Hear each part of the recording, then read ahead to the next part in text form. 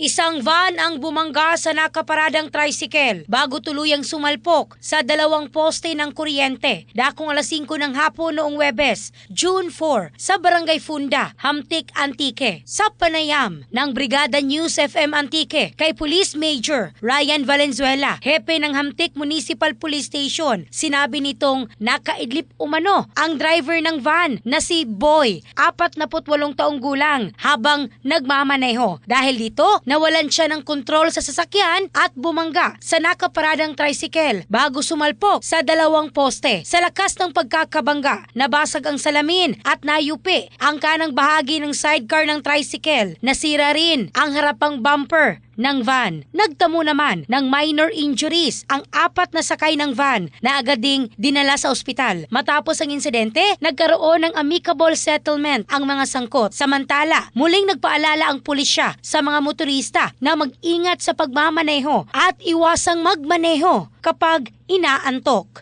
In the heart of changing lives, ako si Michelle Craste ng Brigada News Philippines, the Music and News Authority.